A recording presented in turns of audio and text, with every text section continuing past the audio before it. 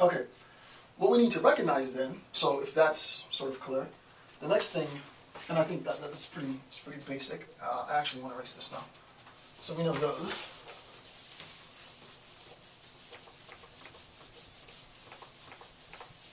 And again, I just want this to be very sort of introductory. I don't want to complicate it more than it needs to be. The next thing that we recognize is, let's say we say Rumsfeld has knowledge, right? So we go back to the example of Rumsfeld. Oops, sorry. And actually, in my video, I think I used a capital. I mean, if I was really formalizing it, I should do lowercase. But let's say we say, and I want to make it bigger. Let's say we say Rumsfeld has knowledge, right? Rumsfeld has knowledge. This claim, Rumsfeld has knowledge, has truth function to it, right? This claim can either be true or false, right?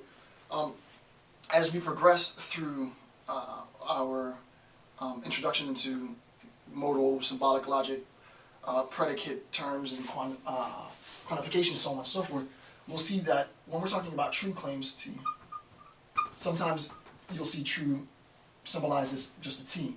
When we're talking about false claims, sometimes you'll see false symbolized by sort of like an upside down T. So it's if I say true and you see this symbol, it means true. If I say false and you see this upside down T, it means exactly the same thing, right? So anytime we're talking about Rumsfeld's having knowledge, and not him as a person, but an individual, the knowledge in this case of an individual constant, well, we recognize that this claim can either be true or false, right? This claim has truth function, right? This claim can either be true or false. When we're talking, however, about a propositional function, right? So when we're talking about the relationship between an individual constant and a predicate term, it is said to have truth function, right? It's either true or false. When we're talking about a propositional function,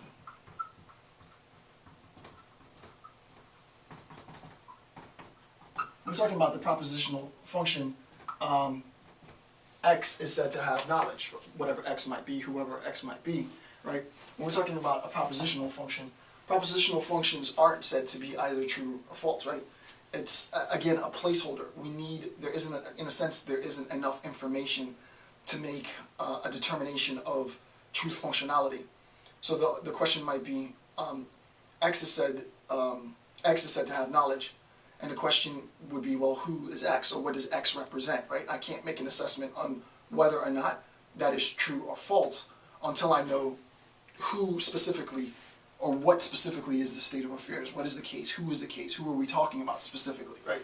So that our propositional function is said not to have, truth functionality. However, our proposition by itself, right? A proposition is said to have true functionality. So just an FYI.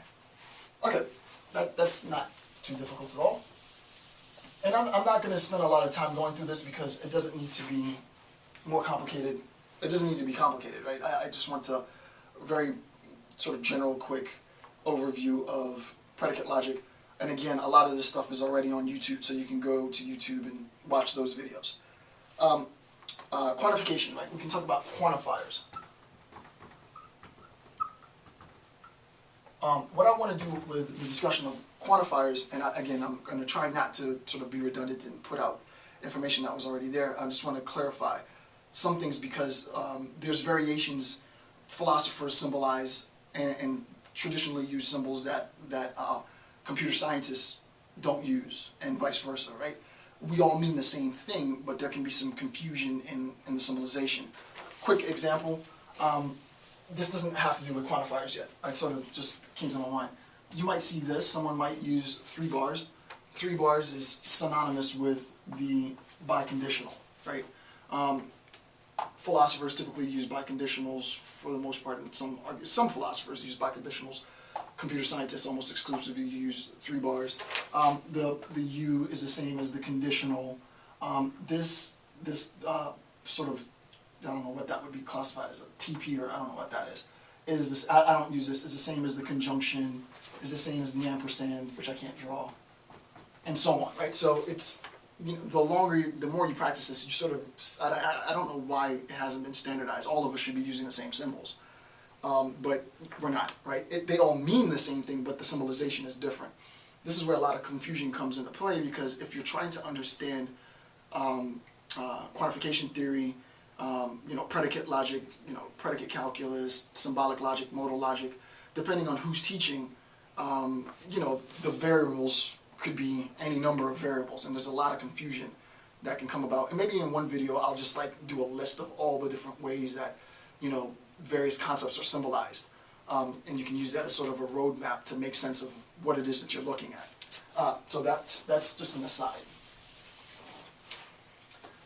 So quantifiers. We have at this level 2 quantifiers, right? The first quantifier that we have is what's known as a universal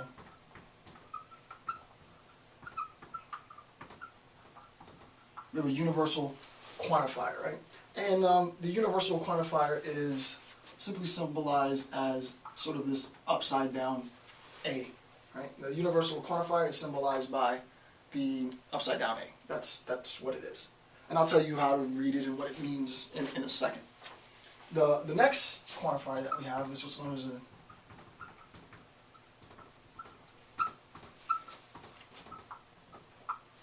an existential quantifier, and it's symbolized by a backwards E, right? So universal quantifier, existential quantifier.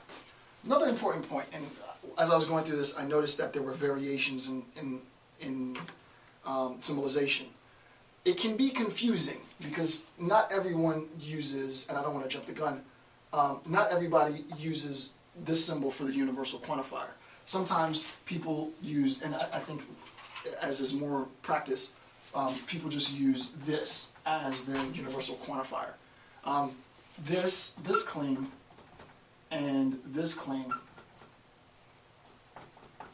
are interchangeable, right? That looks intimidating, but it's not really saying anything. It's just saying this claim, and I'm going to tell you what this means, is exactly the same as the biconditional. It's exactly the same as this claim. And I'll tell you what these claims mean in just a few sections. Actually, I'm going to tell you right now. Alright, so imagine that we have this, right? Imagine, and we do. The question is, well, what does that mean, right? I see this symbol.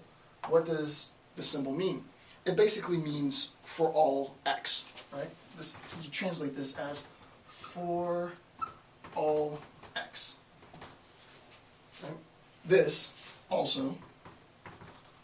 is also translated as for all x.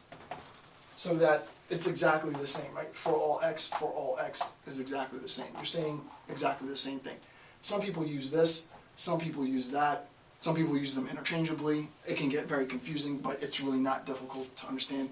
Again, I'm not going to go into sort of the application of this just yet. I just want to clarify some of the confusion that might arise in watching different videos. Not everybody uses the same symbolization, but they mean exactly the same thing. It's a matter of preference, I guess. The next, then, is the existential, right?